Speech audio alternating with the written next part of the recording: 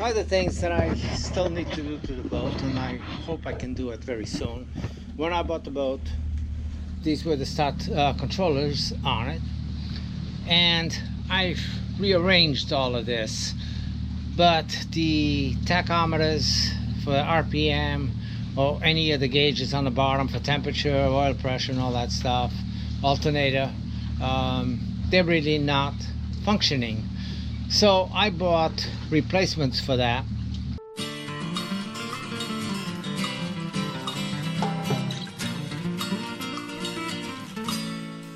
I dream of sailing. You know I always dream of sailing.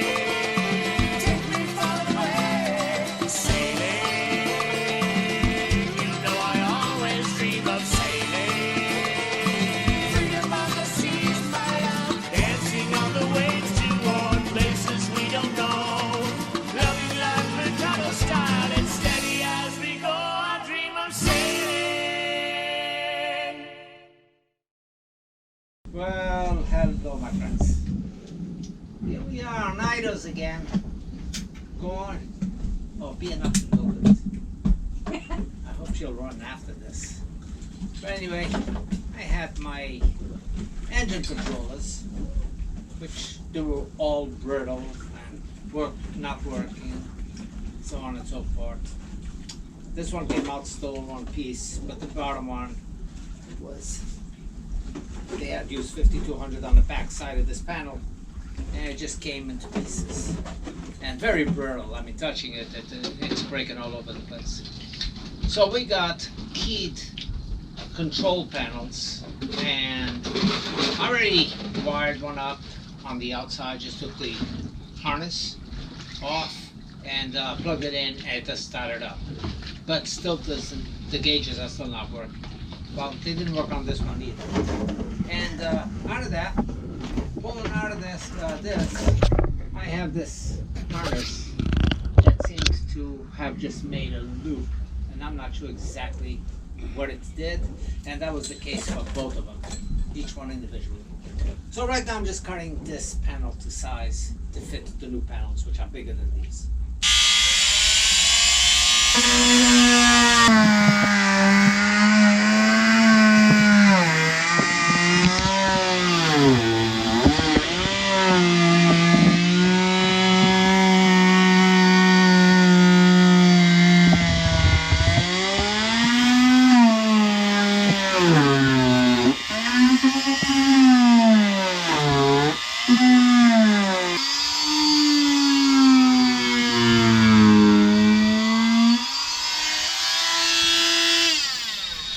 This might very well be my next or my favorite tool.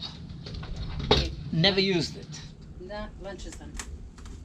in the past, and first time I used it was just last week. I forgot what it was that I was doing. Usual, always doing something.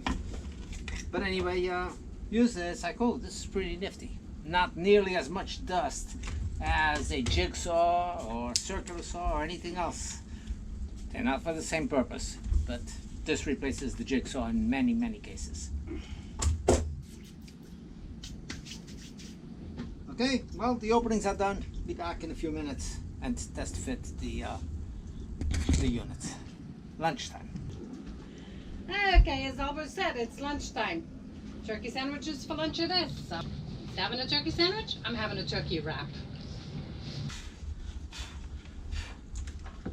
So I will have an electrician come over and see if he can give me some guidance so I can hook these up. Okay, that's it on that side. I gotta take off a little bit right here. Can you give me the Sharpie, babe? Please. There you go. So you measured that. I did, but things moved.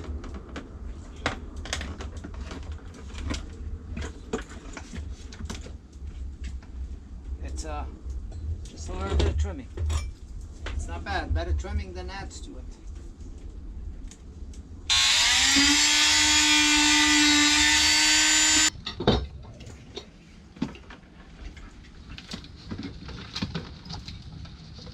There we go.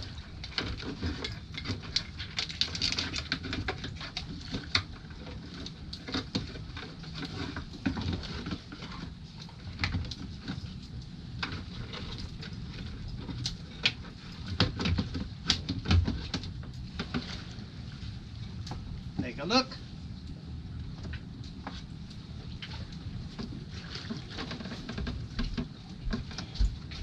That looks good.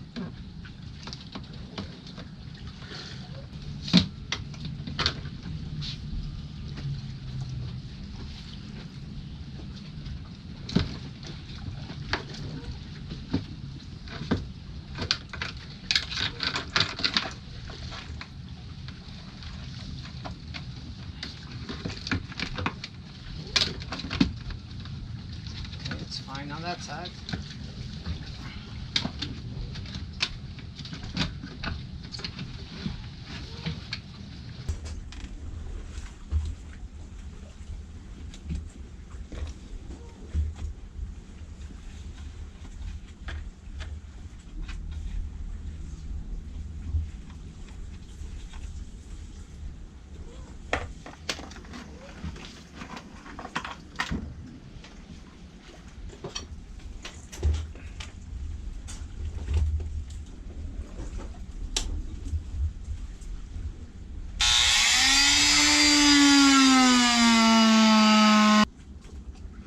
All the alarms light up with the key on. You know, all these light up. Okay? And everything tops up, including the volts. But when it's running, everything shuts off.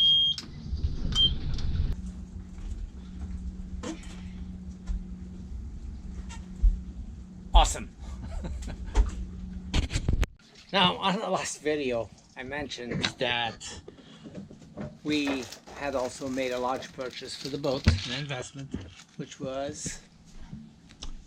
Drum roll, please. I'm just calling for the drum roll and I don't hear it.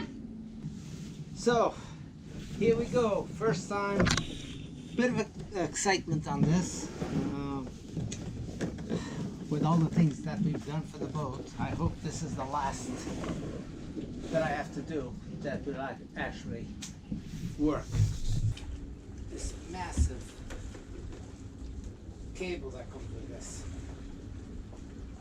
Long length of cable. So the orientation is in an upright orientation. And I will see exactly where I'm going to be installing it. But I am thinking that it will probably end up being on the front of my mast. We will see on that. I do have to get this cable through, which will be fun to get to this end through wherever I come in through. The wire is pre-made in one piece. And go figure, they have a waterproofing at the end of the USB connector. So, I mean, it's pretty much straightforward. Power supply, long enough, 3-prong, and that is it. So, temporarily, I'm going to go inside and just plug it in with the antenna anywhere. Really not going to be focusing on that, but mount the modem and get the back of the wire into this and see what we got, what my computer shows up. Is it going to be that easy? If it is, it will most likely be a first. So, if I just plug this in right now, it should show up on my computer.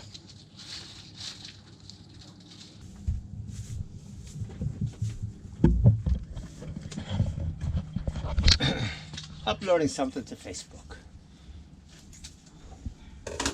But here's my Wi-Fi. Let's see what we got here.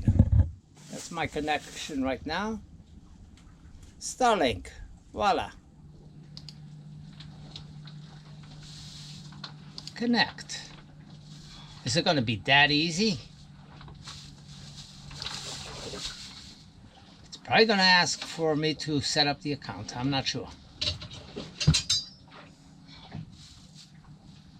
There we go.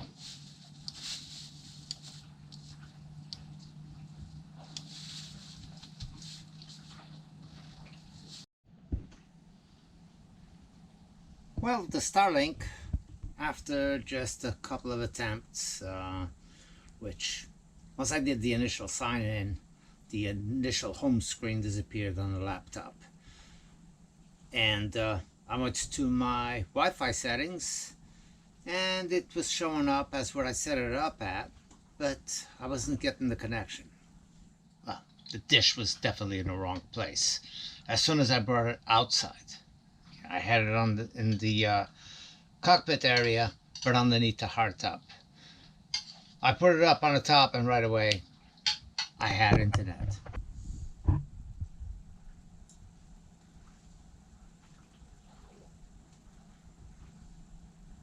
But they can all range fairly close. 112.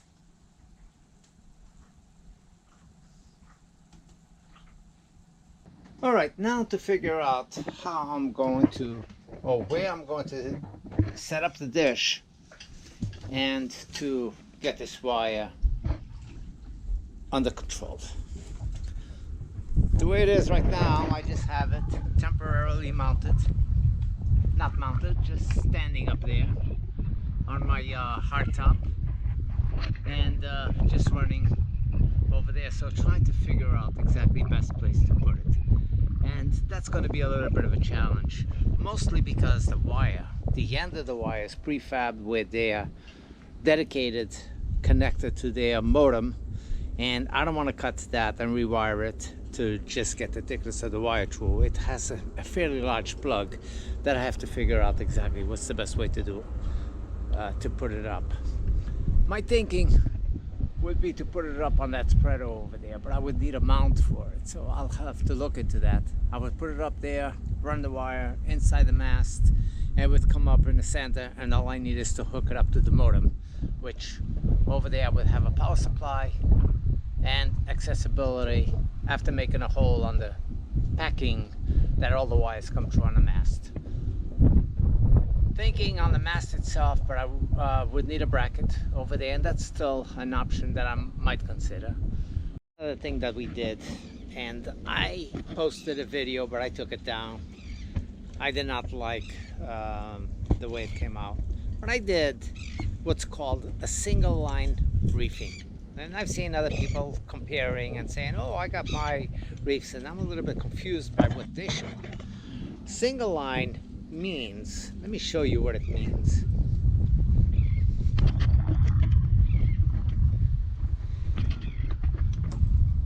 It means basically that pulling this line for reef 1, this line for reef 2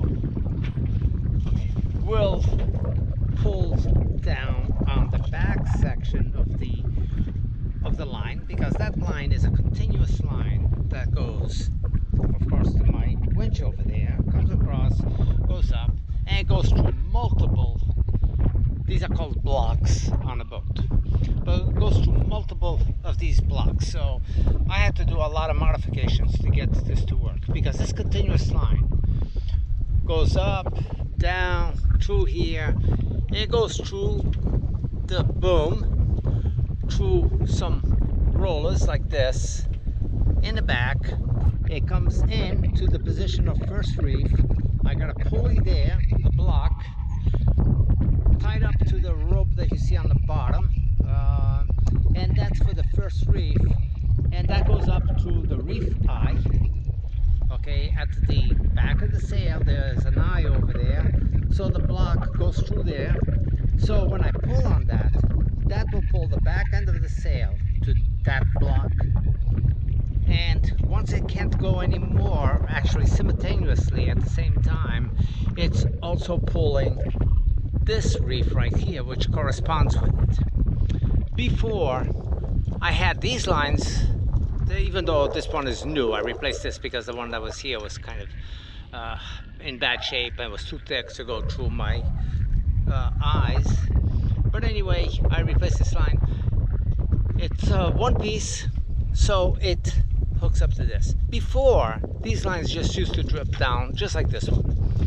And they were over here. So if you were reefing, I'd have to come over here to pull on this, so put it on a winch to bring the back of the sail down. Then, at whatever the conditions were, which most likely when you're reefing, you have a situation, heavy winds or whatever, unless you do it way before. I would have to find this eyelet that's over here on the strap with the sail going up and down with the wind and not controlling, because the gust of wind would pull the sail up, it would release it and sway, and this thing would be all over the place. And then this, I would attach it to a quick connect shackle that was attached to over here, and attach it and pull the sail back up, and it would be under the tension to this point. The other side for Reef 2 has exactly the same thing, except this is at a higher point of the sail. And same thing with the back. The front one over there is the one that attaches to the eye on the back of the sail. So when I pull on that line, it will pull that end down, and it will pull this end down at the same time to this point right here. So that's what single line reefing means. It means that even on worst conditions, the sail is not trying to pull itself up. I just go over there with one line, whether if I want first reef or second reef, whichever one I decide to pull on, and it will pull down the sail and lock it up. I lock it up on the cleats back there, or on the clutches, lock it down, and the line is stationary. Everything is locked, front and back, to the correct reefing. So that was one of the things that I did recently, which was a huge improvement and making the boat much safer. So everything we're doing to the boat is really prepping it to where we need to be. Fatima is touching up a few miscellaneous spots, holes that were drilled through for the top when I had the solar panel the other way or whatever, and she's always fiddling around. I don't fiddle around here. No? What do you do around here? Oh, fiddling. Okay.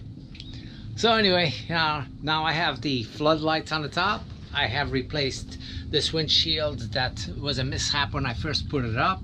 I had some 5200 on it that fell on it, and rather than wait and peel it off, I told Fatima to quickly go with acetone, and that just started a whole mess of mishaps.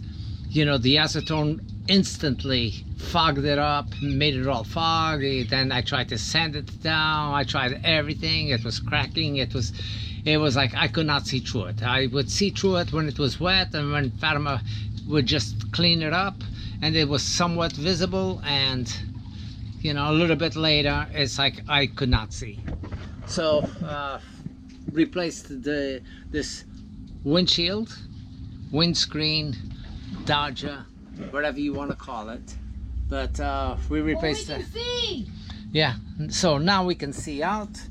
The whole top has a nice arch front to back, or should I say side to side, and it flattens out towards the back, which is nice. Another thing I did is this line right here, this blue and white. This used to go up to the front through one of the blocks, came in, it came on the center, and that was actually coming to this side. I took it out and I put it all back here now.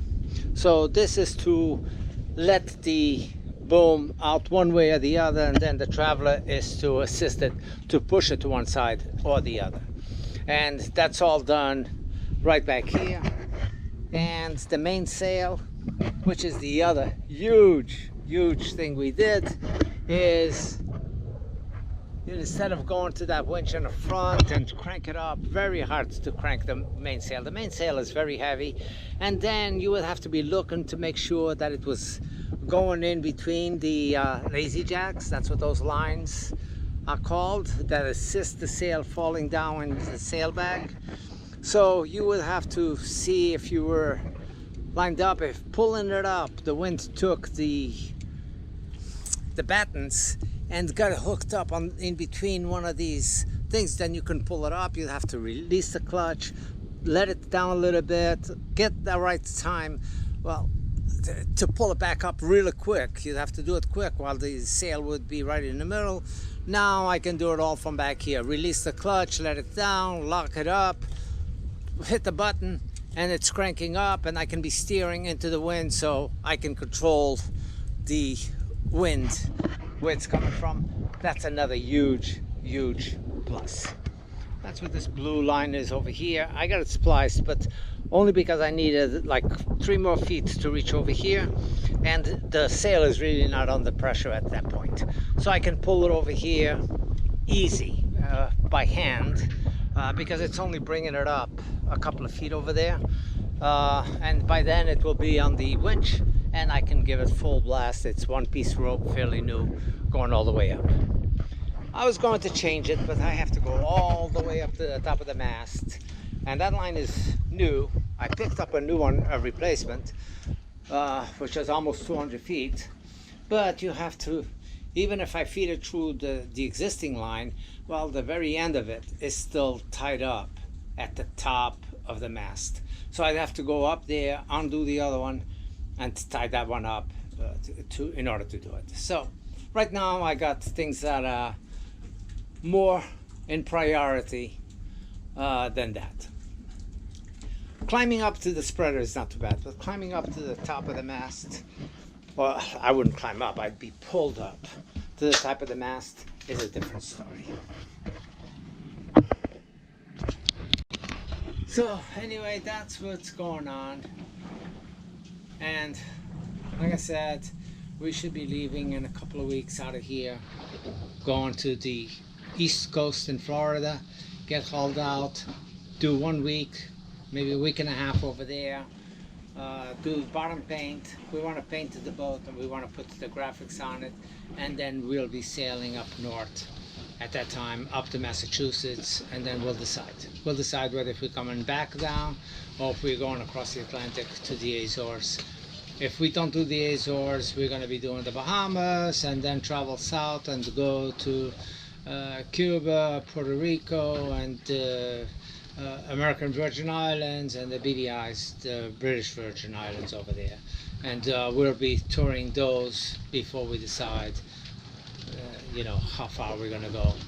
I'd love to go to the Azores because that's our heritage. We like to see our place of birth, but as far as beauty, they are beautiful, but there's beauty everywhere, all around you. So we'll be able to enjoy our lives very soon, taking advantage of iDos, the liveaboard catamaran, and maybe we can take a break every once in a while. Thanks for watching again. Don't forget, if you like this video, give us a thumbs up. Please subscribe to our channel. We need your help in subscribing so we can grow, and you know, and the good stuff.